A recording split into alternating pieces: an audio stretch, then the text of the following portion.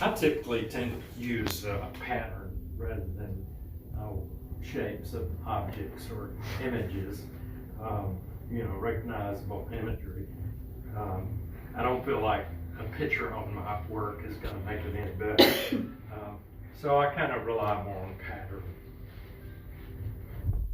And then I'll use these little paint sticks to get it down to a 1/4 inch or so. These are about a 1/4 inch. I think I'm going to need all of that. They're making paint sticks now with the ruler on one side. I find that's very handy.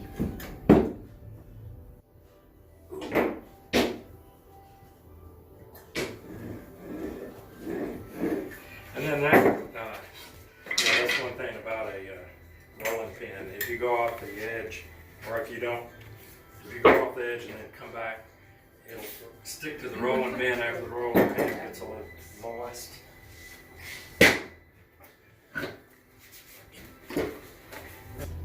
Then that's MDF on top of your table? yeah, it's very absorbent. So clay I think I doesn't like stick that to better it. than plywood. Yeah, but yeah.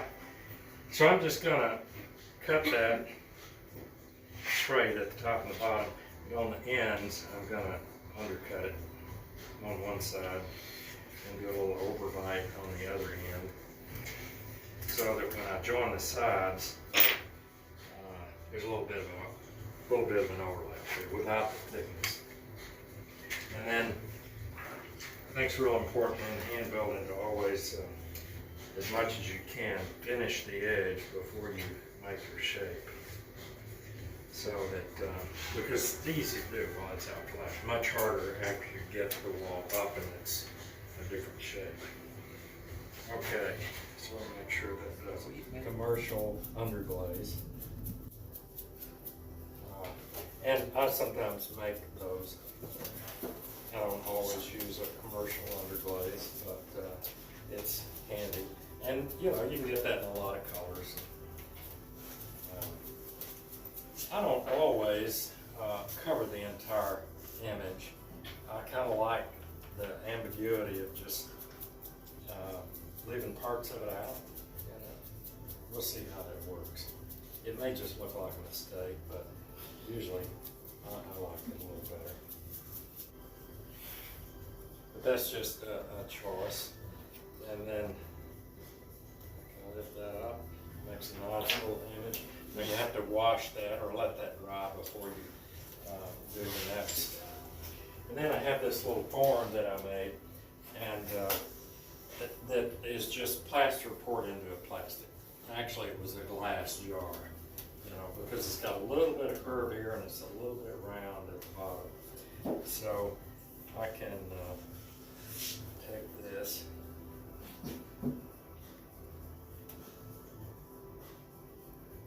And then it made sense to me. You definitely made my trip worth it. Yeah. Well, I forgot. There's one other step. I start talking and then A bottom or it makes me think of down home and stuff like that. Okay. So anybody know any good paint drying jokes?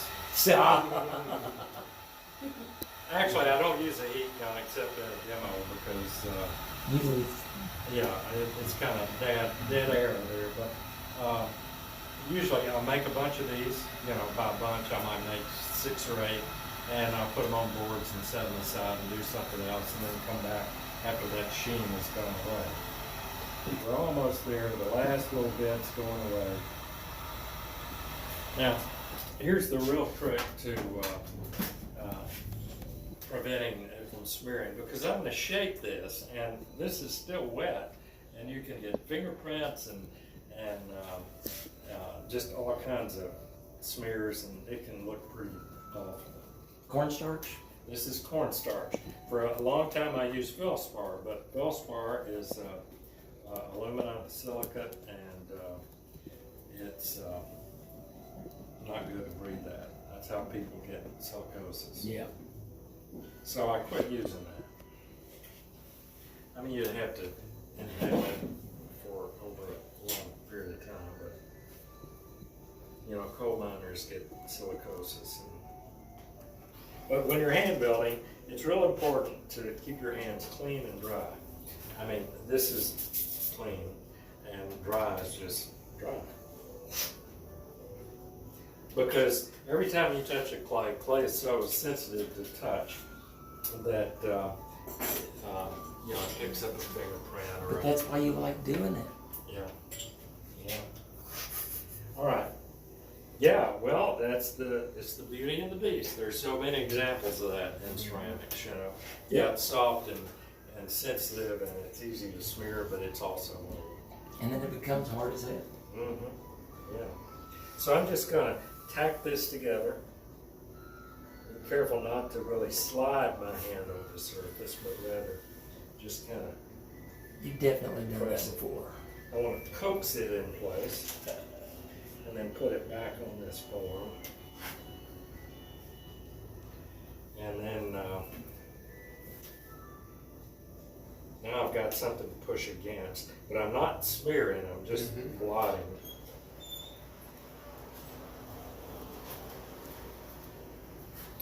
And then if you need a little bit more pressure, but it's that cornstarch, it really keeps it from smearing.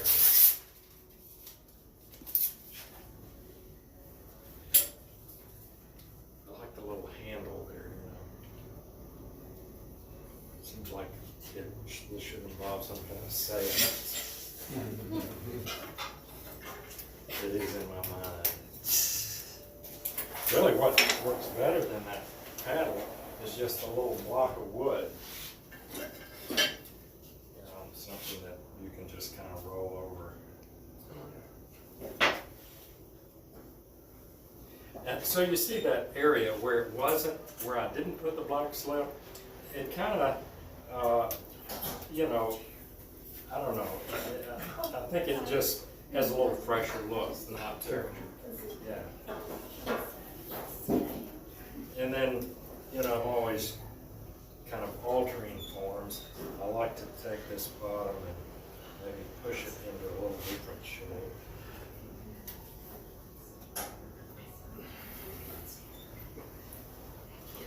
And then score that.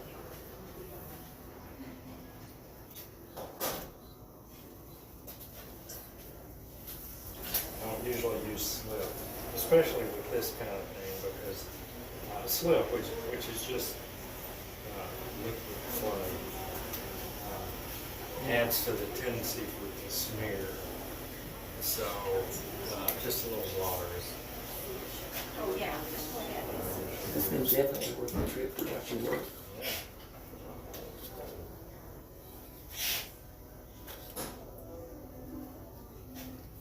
And then I'll take one of these little slabs and make a bottom.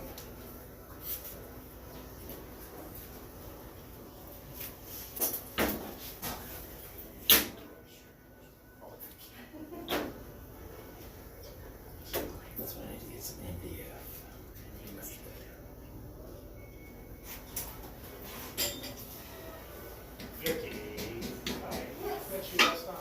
So you didn't score that? No, I didn't score that. If you're putting two pieces of clay together and they're both the same consistency and they're both Right. particularly if they're both Well, you moist. scored the bottom of the cup. Yeah. Well, I scored it just for a little added insurance. Right. But it's probably not altogether necessary. I scored it out of habit. And then, because that's what we were all taught to do. But I think it's really more a function of when you join two pieces, and if the two parts are similar enough. Clay shrinks when it dries, typically from the wet state to the finished fired product about 12%. Some a little more finer clays, a little more coarser clays, a little less.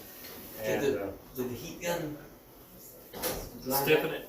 Not much. Okay. I mean, it's surprising. You would think it did, but it's still quite soft and pliable.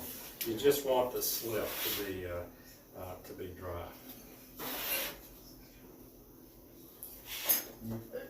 when you're doing it, as far as like several of them, do you think about the time that you take to do them? I mean, you try to speed things up, or? Oh, yeah, I'm always looking for a No, that's what I was. more time-consuming and complex way to do it. Well, because, I mean, I've had discussions with potters about it. Oh, yeah, that's very, that's. Would you could also throw something and then add your, or that would be harder to add your textural thing to it. Well, it would, that would be a little bit harder to do. I have done it though, just throwing little cylinders. Right. And taking that. And roll them, string, or this, and rolling that into it. Right. And it's a little bit of a chore, but, it can work.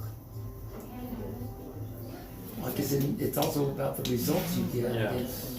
But talking about the shrinkage, that's a real challenge working with clay, is that you gotta contend with the clay shrinking.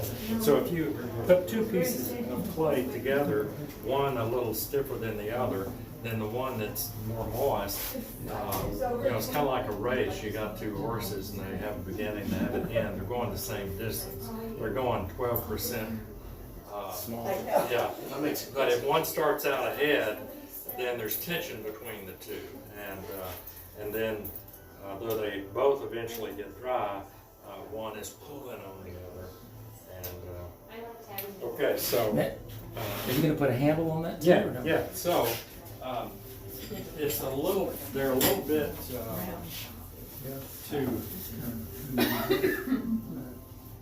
bit too.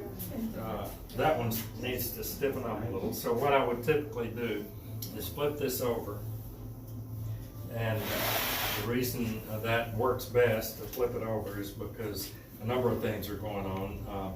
When it tries that up, air is circulating over it, and it's circulating on both sides at the top and just around the outside on the bottom, so the top dries faster. But the other thing is just sheer gravity. The moisture is pulled toward the bottom. So you reverse all those tendencies by flipping it over. Now moisture is pulled toward the lip and it gets even circulation. And the bottom, which is sometimes a little thicker, gets more exposure. Well, that's So- the time that stuff warps too if you don't do it right. Yeah, right. So now, this may be a little bit stiff to be adding a handle, but I think it'll work. And how old is that?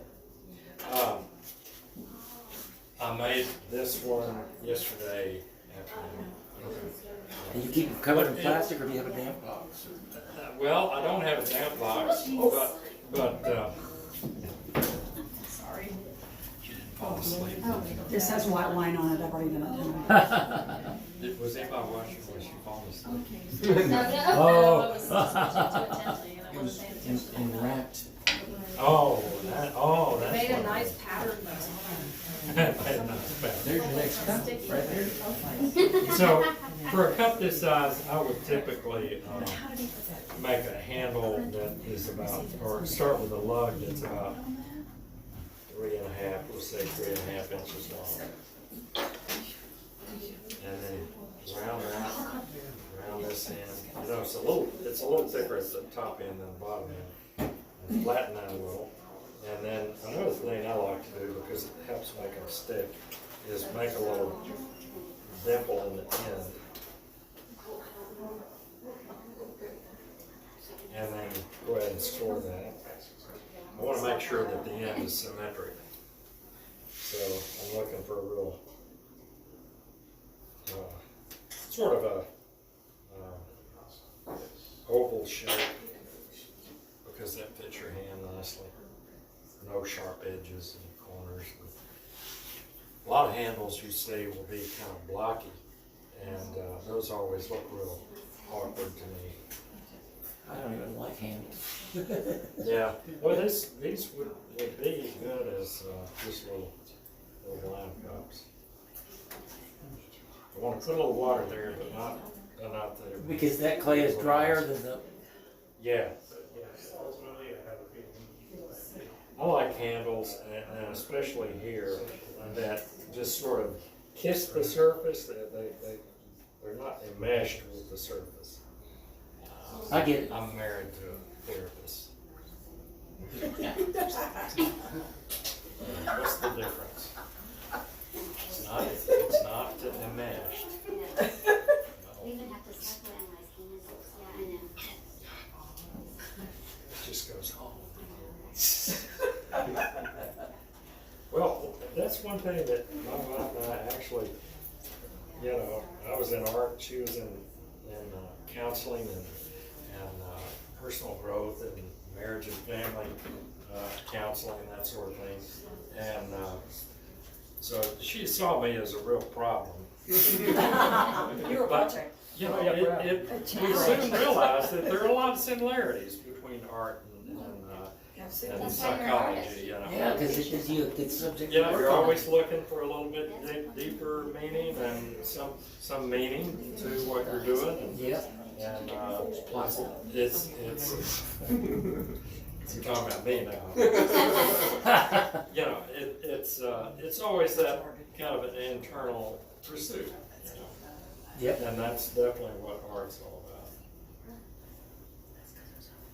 Sort of self-discovery and self-realization, that sort of thing. So I want to leave this end a little thicker. And then make sure the bottom is directly under the top. Yeah. Well, I did score the cup, yeah. And now when you let the handle go, you put the cup open side down.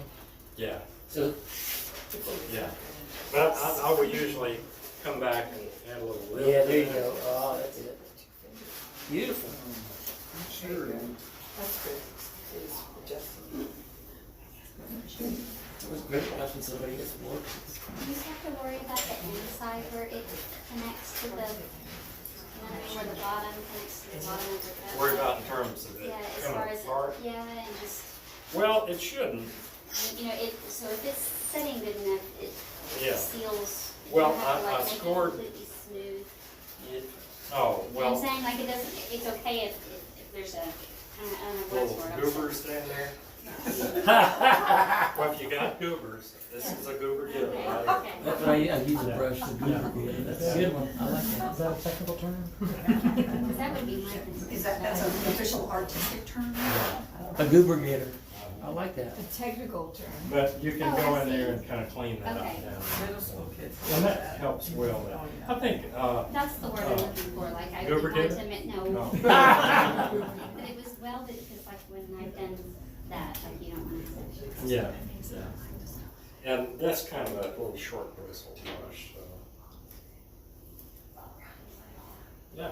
I think the challenge is not to overwork it too. I mean, Oh, yeah, yeah. no one. So now that's a 30-minute demo. Wow.